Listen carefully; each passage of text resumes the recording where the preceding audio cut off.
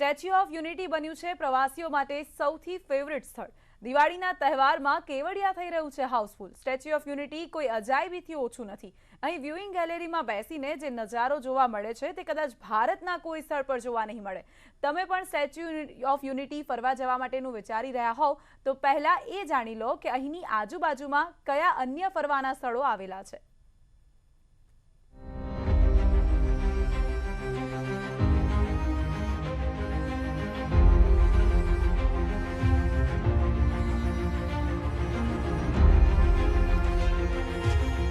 हमारा काम ये है कि हम हिंदुस्तान में कोई भी प्रांत के पड़े हैं, हम हिंदुस्तानी है और हमारा प्रथम कर्तव्य हिंदुस्तान की हिफाजत, हिंदुस्तान की रक्षा।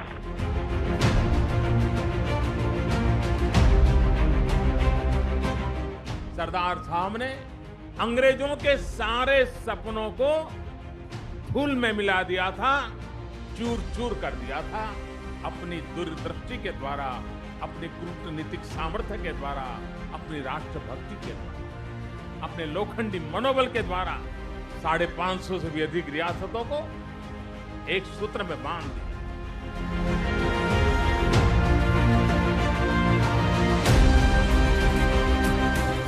पूरे विश्व का ये प्रवासन धाम बने और यहाँ आने वाला देखे कि भारत में ऐसे महापुरुष भी हुआ करते, हमारी ऊंचाई को देखे, इस देश की ऊंचाई को नापे, ये हम चाहते हैं। और जब ये पूरा स्मारक बनेगा, हम देशवासियों के लिए वो प्रेरणा का तीर्थ होगा और विश्व भर के लिए वो प्रवासन का धाम बन जाएगा।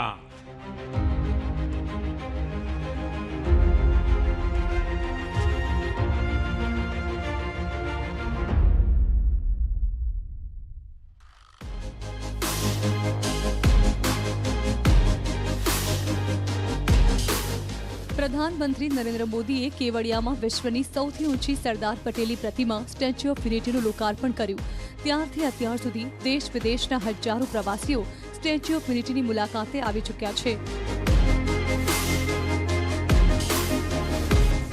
સ્ટેચ્યુ ઓફ યુનિટી બન્યા બાદ નર્મદા જિલ્લાનું કેવડિયા પ્રવાસીઓ માટે ફેવરિટ બન્યું છે। કેવડિયામાં છેલ્લા 3 વર્ષમાં 50 લાખથી વધુ પ્રવાસીઓ આવી રહ્યા છે।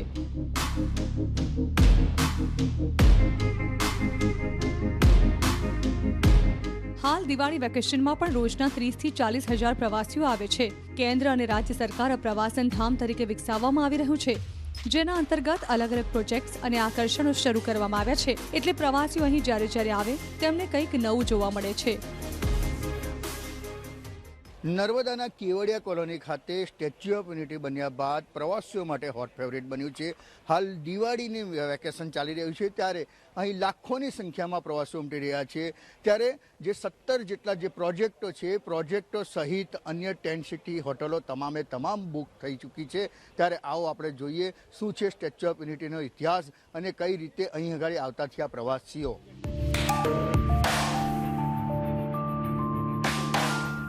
કેવડિયા કોલોનીમાં સ્ટેચ્યુ ઓફ યુનિટી બાદ પ્રવાસીઓનું સૌથી ફેવરિટ સ્થળ છે આ જંગલ સફારી। બસ પ્રાણીઓને તમારી વચ્ચે અહીં રહે છે આ કાચ જેટલું અંતર। આટલી નજીકથી તમે પ્રાણીઓ નિહાળી શકો છો। અનેક જાતિના પક્ષી અને પ્રાણીઓ સાથે આ જંગલ સફારી દેશનું સૌથી મોટું જંગલ સફારી બની ગયું છે।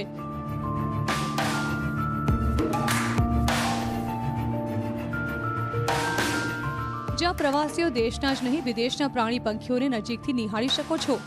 સ્ટેચ્યુ ઓફ યુનિટી પાસે આવેલા જંગલ સફારીનો વિસ્તાર 375 એકરમાં પથરાયેલો છે, જેમાં પ્રવાસીઓ સિંહ, વાઘ, દીપડા, બંગાળ ટાઈગર, ભારતના અલગ અલગ રાજ્યોના પ્રાણીઓ સહિત જીરાફ, કાંગારૂ જેવા વિદેશી પ્રાણીઓને નજીકથી જોઈ શકાય છે।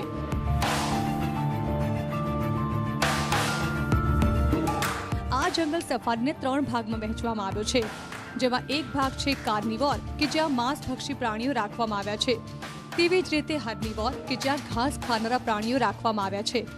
આ ઉપરાંત એવો પણ વિભાગ છે જ્યાં દેશ વિદેશના પક્ષીઓનો કોલાહલ પ્રકૃતિ પ્રેમીઓને સાંભળવા મળી રહ્યો છે। હું ઓમાનથી આવી છું સ્પેશિયલ અહીંયા સ્ટેચ્યુ ઓફ યુનિટી જોવા માટે।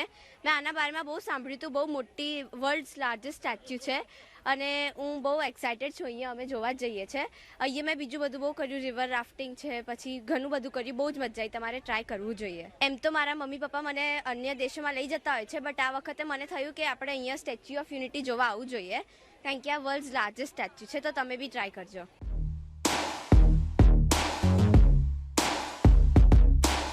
પ્રધાનમંત્રી નરેન્દ્ર મોદીનો ડ્રીમ પ્રોજેક્ટ સ્ટેચ્યુ ઓફ યુનિટીમાં દર વર્ષે અવનવા આકર્ષણ ઉમેરાઈ રહ્યા છે, જેમાં 2019માં નર્મદા નદીમાં તૈયાર થયેલ રિવર રાફ્ટિંગ પ્રોજેક્ટ નર્મદાના ખલાવાણી ખાતે ગુજરાતનું પ્રથમ 5 કિલોમીટર લાંબા રિવર રાફ્ટિંગનું તત્કાલીન મુખ્યમંત્રી વિજય રૂપાણીએ લોકાર્પણ કર્યું હતું, જેને લઈને કેવડિયા કોલોની, નર્મદા ડેમ જોવા આવનારા લોકો તેમજ સ્ટેચ્યુ ઓફ યુનિટી આવનારા સહેલાણીઓ એડવેન્ચર રાઇડ એટલે કે રિવર રાફ્ટિંગની મજા માણી રહ્યા છે. એટલે તમે ઉત્તરાખંડમાં જેમ રિવર રાફ્ટિંગની મજા માણો છો તેવી જ મજા અહીં પણ માણી શકો છો. નર્મદા ડેમની નજીક આ સ્થળ આવેલું છે. સરદાર સરોવરમાંથી પાણી છોડવામાં આવે છે. એ પ્રવાહ રિવર રાફ્ટિંગનું કારણ બને છે. આ પ્લેસને જોવા માટે ગુજરાત સિવાય ભારત અને ભારત સિવાય વિદેશી પ્રવાસીઓ પણ આવે છે. કોરોનાના પ્રિકોશન બહુ સારા છે, પબ્લિક માટે સેફટી બી છે, અને બાળકોને પણ બહુ મજા આવે છે, વડીલોને પણ મજા આવે એવું છે, અને પ્રાકૃતિક સૌંદર્ય મસ્ત છે, સાયકલિંગ આ તે બધી એક્ટિવિટી બહુ બધી. દિવાળી વેકેશનમાં મોસ્ટલી આપણે 3 to 4 ડેઝનો ટાઈમ હોય છે, અને અહીંયા એ બધી એક્ટિવિટી એટલી બધી છે કે 3 to 4 ડેઝ તો આરામથી આપણે સ્પેન્ડ થઈ જાય, અને સાથે સાથે નેચરલ બ્યુટી બી મળશે, ને વેધર પણ અત્યારે બહુ મસ્ત હોય છે.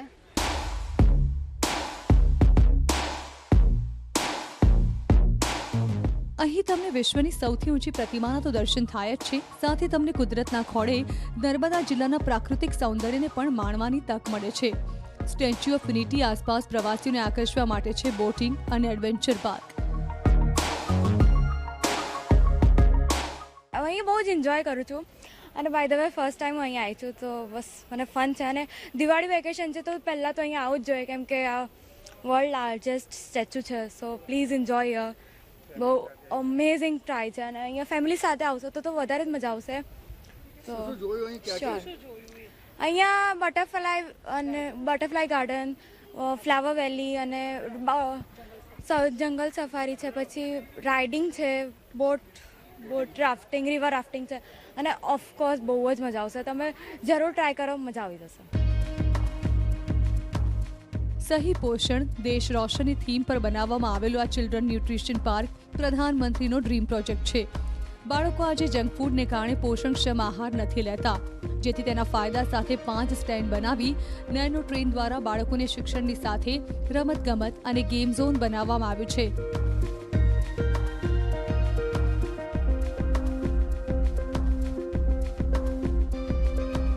જ્યાં બાળકોને ગમ્મત સાથે જ્ઞાન મળે છે.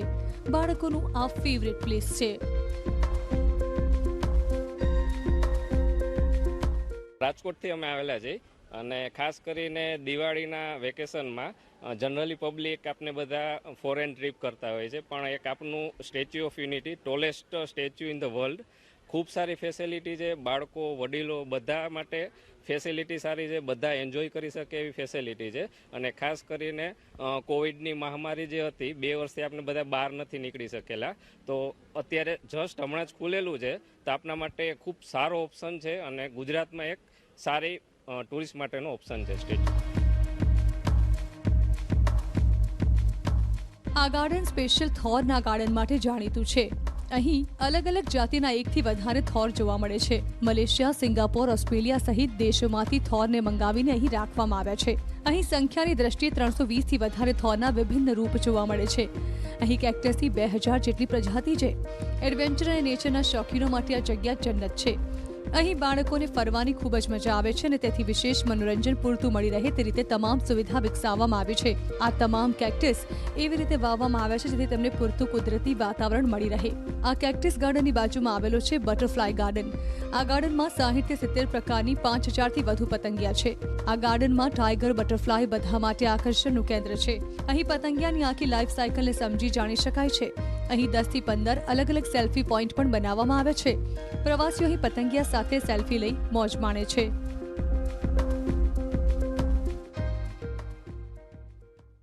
અમે અત્યારે દિવાળીના માહોલમાં વેકેશનમાં અમે સ્ટેચ્યુ ઓફ યુનિટી ફરવા આવ્યા છીએ. અમે દર વખતે અમે બારે ફરવા જઈએ છીએ, પણ અમને આ વખતે સ્ટેચ્યુ ઓફ યુનિટી અમે ફરવા આવ્યા છીએ અને બહુ મજા આવે છે. નાના છોકરાઓ પણ અમારી સાથે છે. બહુ મજા આવે છે અમને લોકોને ફરવાની.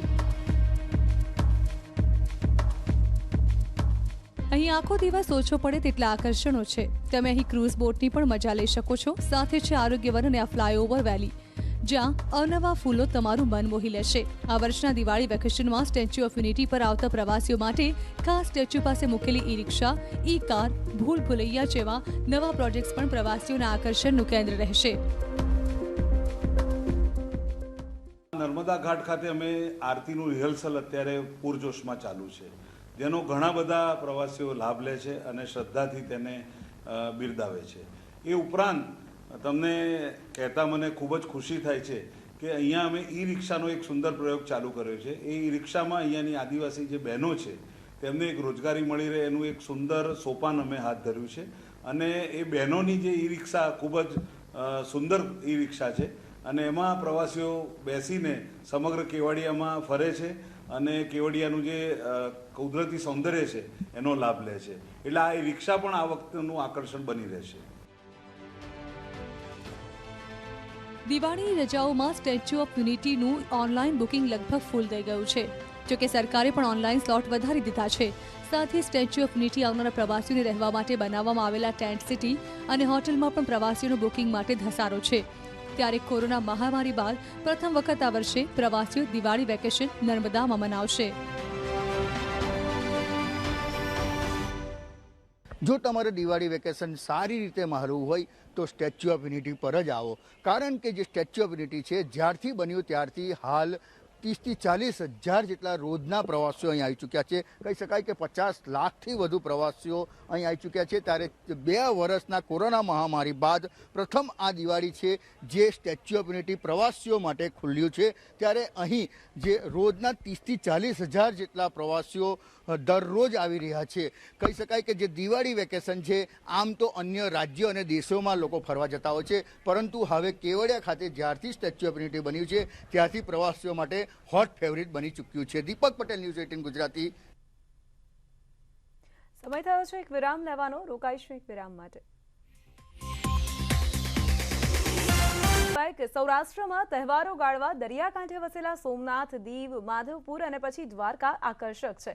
અને એમાંય દ્વારકા નજીક આવેલો શિવરાજપુર બીચ પર કુદરતે જે સૌંદર્ય પાથર્યું છે તે જોતા અને માણતા દિવસો ટૂંકા પડી જાય તેમ છે.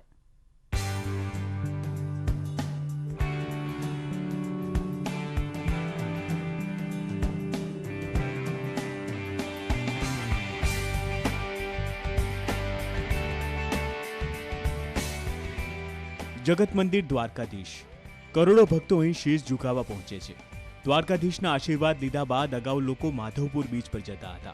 જો કે હવે દ્વારકાથી માત્ર 12 કિલોમીટરના અંતર પર જ શિવરાજપુર બીચ લોકપ્રિય ડેસ્ટિનેશન બન્યું છે. શિવરાજપુર બીચ રાજ્યનો પહેલો બ્લુ ફ્લેગ બીચનો દરજ્જો ધરાવે છે. બ્લુ ફ્લેગનો દરજ્જો અહીંના કુદરતી સૌંદર્ય, સુવિધાઓ, સ્વચ્છતાનો પુરાવો છે, જે તેને બનાવે છે બેસ્ટ ટુરિસ્ટ પ્લેસ. પહેલા કહેવાતું હતું કે સસ્તામાં સિદ્ધપુરની જાત્રા, પણ હવે કદાચ એવું કહેવાશે કે સસ્તામાં શિવરાજપુરની યાત્રા. આ બીચ પર પાણી બ્લુ છે, જે કાચથી પણ વધુ ચોખ્ખું છે. એવું કહીએ તો પણ અતિશયોક્તિ નથી. વળી દરિયો શાંત અને છીછરો હોવાથી દરિયામાં ઉતરીને નાહવાની મજા માણી શકાય છે. દ્વારકાધીશના દર્શન કરવા આવ્યા હતા. ત્યાંથી અમને શિવરાજપુરની માહિતી મળી એટલે અમે અહીંયાનો બીચ જોવા આવ્યા છે, જે બીજા બધા બીચની કમ્પેરિઝનમાં બહુ જ સારો છે અને એકદમ ક્લીન છે. અમે અહીંયા બહુ જ એન્જોય કરીએ છીએ. જે અહીંયાની વ્યવસ્થા અને આ બીચ અમને બહુ જ સારો લાગ્યો અને એકદમ ક્લીન છે. સેન્ડ બી બહુ જ ફાઇન છે અને બધી જ વ્યવસ્થા બાથરૂમથી માંડીને બધું જ બહુ ફાઇન છે. નાહવા ઉપરાંત અહીં લોકો વિવિધ રાઇડની મજા પણ માણી શકે છે. નૌકા વિહાર પણ કરી શકે છે.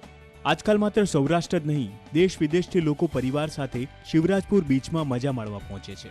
ખાસ વાત તો એ છે કે મધ્યમ વર્ગના પ્રવાસીઓ જ્યારે ગોવા, આંદમાન નિકોબાર જેવા સ્થળો પર જઈ શકતા ન હોય, બજેટ અને સમયની મારામારી હોય, ત્યારે શિવરાજપુર બીચ એક ઉમદા વિકલ્પ છે. અમે અહીંયા દ્વારકાધીશના મંદિરે ધજા ચડાવવા માટે આવ્યા છીએ અને અમને અહીંયા શિવરાજપુરની માહિતી મળી એટલે અમે અહીંયા આવ્યા છીએ અને બહુ જ મસ્ત બીચ છે, બહુ જ ક્લીન છે, બહુ જ વ્યવસ્થા સારી છે અને બહુ જ મજા આવે છે, બહુ જ એન્જોય કરીએ છીએ. અથવા તો ગોવાના બીચની અંદર સામાન્ય માણસો જઈ ન શકે પણ આ નજીકમાં છે. શિવરાજપુર બીચનો લાવો લેવા જેવો છે અને ખાસ તો સિનિયર સિટીઝનો માટે પણ સરસ છે. આવવાથી બહુ એક જે ગોવા છે કે દીવ છે એ સિવાયના બહુ સારા એવા પ્લેસ છે એનું અનુભૂતિ આપણે અહીંયા થાય છે. અહીંયા ઇકોનોમિકલી બજેટમાં આપણે આપણા પરિવારને એક એવો આનંદ આપી શકીએ છીએ કે જે નાના લોકો કે ગરીબ લોકોને એ મળી ન શકે, જેથી અહીંયા ઇકોનોમિકલ પ્રાઇઝમાં જે બીચમાં રાઇડ્સ કરવા મળે છે, બાઇકિંગ કરવા માટે મળે છે, એ બધી વસ્તુ અહીંયા વ્યવસ્થિત મળી છે. પ્લસ આ ગ્રામજનો કે જે આ લોકો છે અહીંના જે આ બધે રાઇડ્સ પ્રોવાઈડ કરે છે એ લોકોનો બહુ કોઓપરેટ સારું છે અને સપોર્ટ બી સારો છે અને આપણને એટલા બધા ગાઈડ્સ કરે છે અને બહુ અહીંયા જે બી રેકડી છે ખાવા પીવાની અને બહુ ઇકોનોમિકલ પ્રાઇસમાં બધું આપે છે. એટલે રિયલી અહીંયા ઓછા બજેટમાં ઇકોનોમિકલી જે બી લોકો આવે છે એને બહુ સારો એવો એન્જોયમેન્ટ બાળકો સાથે થઈ શકે છે. શિવરાજપુર બીચ પ્રવાસન સ્થળ તરીકે વિકસિત થતાં અહીં સ્થાનિકોને પણ રોજગારી મળી છે. ઘણા પ્રવાસીઓ તો એવા છે કે શિવરાજપુર બીચ ખાતે આખો દિવસ પસાર કરે છે. મુકુંદ મોકરિયા, ન્યૂઝ 18 ગુજરાતી, શિવરાજપુર. દિવાળીના દિવસોમાં સૌરાષ્ટ્રમાં પિકનિક પ્લેસ તરીકે સૌથી જાણીતું જો કોઈ સ્થળ હોય તો તે દીવ છે. આ નાનકડા ટાપુ પર દર વર્ષે મોટી સંખ્યામાં સહેલાણીઓ રજાઓ ગાળવા માટે પહોંચે છે. અરબ સાગરની ખાડીમાં વસેલા આ ટાપુ પર અનેક જોવાલાયક, જાણવાલાયક અને માણવાલાયક સ્થળો આવેલા છે.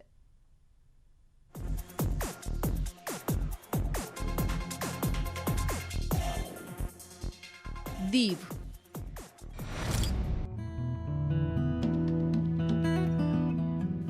માત્ર સૌરાષ્ટ્ર જ નહીં, ગુજરાત અને તેની આસપાસના રાજ્યોની ફરવાલાયક સ્થળોની યાદીમાં સૌથી જાણીતું નામ. જેમ ભૂખ લાગી હોય ત્યારે એક જ થાળીમાં મનગમતા દરેક પકવાન પીરસાય તો આનંદની છોડો ઉડે, એવી જ રીતે દીવમાં એક પર્યટકના મનને માફક આવે એવું બધું જ ઉપલબ્ધ છે. પરિવારને સાથે જવાનું થાય કે ફ્રેન્ડ સર્કલની સાથે હોય, દીવ પહોંચીને દરેકનો ચહેરો દીપી ઉઠે. હું અત્યારે તો નાગવા બીચ ઉપર છું, પછી વોટર સ્પોર્ટ્સ જેટ સ્કીનું વિચારું છું, પછી કિલ્લો ફરવા જાશું અમે લોકો, લોકલ માર્કેટ્સ અહીંની જોશું, ચર્ચ જોવા જાશું. દીવ સૌરાષ્ટ્રના ગીર સોમનાથ અને અમરેલી જિલ્લાને અડીને આવેલું એક રમણીય સ્થળ છે. યાત્રાધામ સોમનાથથી તેનું અંતર 89 કિલોમીટર છે. જૂનાગઢથી 155 કિલોમીટર અને અમદાવાદથી 365 કિલોમીટર છે. ઉપરાંત અહીં પહોંચવા માટે મુંબઈથી સીધી જ વિમાની સેવા પણ ઉપલબ્ધ છે. તો હજીરાથી દીવ સુધીની ક્રૂઝ સેવા પણ તેના ચોક્કસ સમય મળે છે, જેમાં શાહી મુસાફરી માણીને દીવ પહોંચી શકાય છે, જેનું એક તરફથી ભાડું 900 રૂપિયા અને રિટર્ન ટિકિટ 1700 રૂપિયા છે. દીવમાં નાગુઆ બીચ, ઘોઘલા બીચ અને જલંધર બીચ એમ 3 બીચ આવેલા છે, જ્યાં પેરાસેલિંગ, સન બાથિંગ, સ્વિમિંગ વગેરેની મજા માણી શકો છો. ત્રણેય બીચ પર પર્યટકો ગોવાના બીચ જેવી જ અનુભૂતિ કરી શકે છે. એટલે જ તો દીવ મિની ગોવા તરીકે પણ ઓળખાય છે. અહીં વિવિધ રાઇડ્સનો આનંદ લૂંટી શકો છો. દરેક તહેવાર પર અહીંના બીચ પર મોટી સંખ્યામાં પર્યટકો ઉમટે છે. કોરોના બાદ હવે ફરી એક વખત અહીંની રોનક પરત ફરી છે. સૌથી વધારે તો રાઈડ કરે અમારે બનાના રાઈડ એન્જોય કરે, અને રાઈડ અમારા પાસે બધી છે. જેટ સ્કી છે, બનાના છે, કપલ રિંગ છે, વોટર સ્કી છે, અને આપણે અહીંયા ડિસ્કો બોર્ડ છે, સ્લીપિંગ બમ્પર છે, પછી જીપ પેરાસ્લિંગ છે, બોટ પેરાસ્લિંગ છે, બધી રાઈડ છે સાહેબ. આ વર્ષે રોજગારી મળશે. પહેલાં છેલ્લા 2 વર્ષથી બંધ હતો અમારો વોટર સ્પોર્ટ્સ, આ વખતે ચાલુ થયો, અમને બહુ સારો લાગી રહ્યો છે. અને અમારે અહીંયા પહેલાં હતા અહીંયા માણસો કામ કરતા હતા, 30 થી 35 માણસો. અમે કંઈ કામ નહોતા કરતા, પછી 2 વર્ષથી બંધ હતો એટલે અત્યારે ચાલુ થઈ ગયો, તો અમને પણ ખાવા પીવાનું બધું મળે છે. पिछले 2 साल का पूछो तो बहुत हालत ख़राब थी, वो तो सभी को पता है. और आज दिवाली का त्यौहार है तो काफ़ी अच्छा भीड़ भाड़ का माहौल है और अच्छा बिजनेस होने की हम लोग उम्मीद करते हैं. આ ઉપરાંત દીવમાં જોવાલાયક અનેક સ્થળો છે, જેમાં ગંગેશ્વર મંદિર, સી શેલ મ્યુઝિયમ અને ખુખરી મેમોરિયલ ખાસ છે. દીવના નાગુઆ બીચ પાસે બનેલા સી શેલ મ્યુઝિયમમાં તમે જાત જાતના શંખ છીપ જોઈ શકો છો. આમ તો આ વિશ્વનું પહેલું એવું મ્યુઝિયમ ગણાય છે જ્યાં સમુદ્રમાં મળી આવતા શંખ અને છીપલાને મેગ્નિફાઇંગ ગ્લાસ નીચે રાખવામાં આવ્યા છે. દીવ જઈએ ત્યારે દીવનો કિલ્લો અને પાણી કોઠા જોવાનું ચૂકવું ના જોઈએ. પાણી કોઠા સમુદ્રની વચ્ચે બનેલો એક નાનકડો કિલ્લો છે. અહીં જવા માટે ટુરિસ્ટ બોટ ઉપલબ્ધ છે અને રાતના સમયે તેના પર દેખાતી સ્પેશિયલ લાઇટ ઇફેક્ટ્સ તમને મંત્રમુગ્ધ કરી મૂકશે.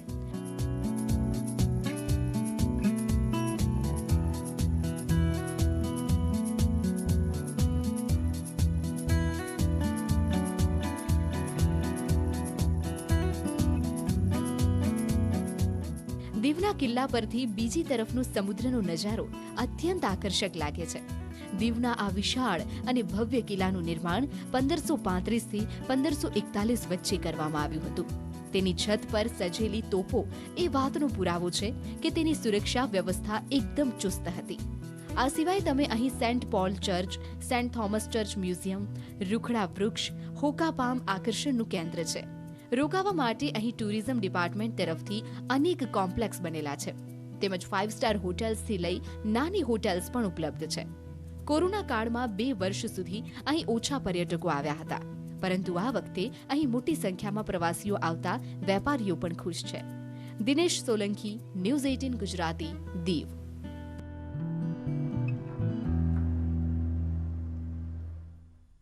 ગુજરાતના ડાંગનો નાતો મહાભારત સાથે જોડાયેલો છે. ડાંગમાં એક એવું ગામ આવેલું છે કે જેણે પાંડવોને આશરો આપ્યો હતો અને આજે પણ અહીં પાંડવોના અવશેષો જોવા મળે છે.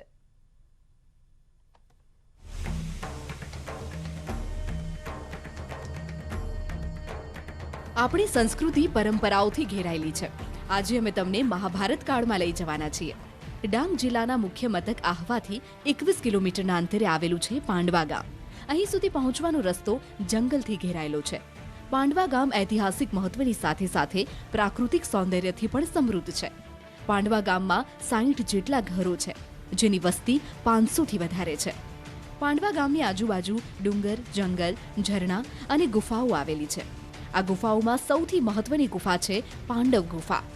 લોકવાયકા પ્રમાણે અજ્ઞાતવાસ દરમિયાન આ ગુફામાં જ પાંડવોએ વિસામો કર્યો હતો.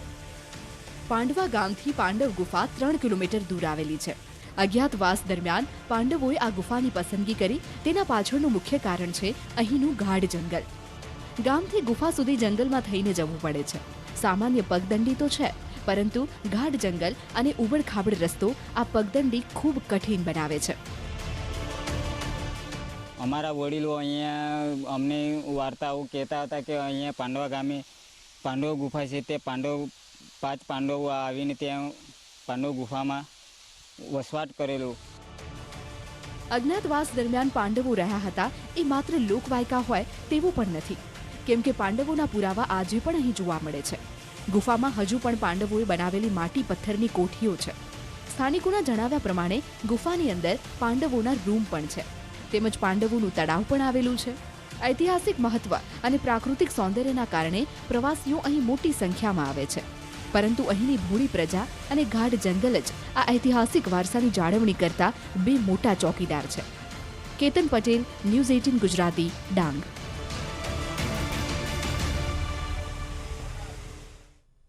બુલેટિનમાં અત્યારે બસ આટલું જ. આપ જોતા રહો ન્યૂઝ 18 ગુજરાતી.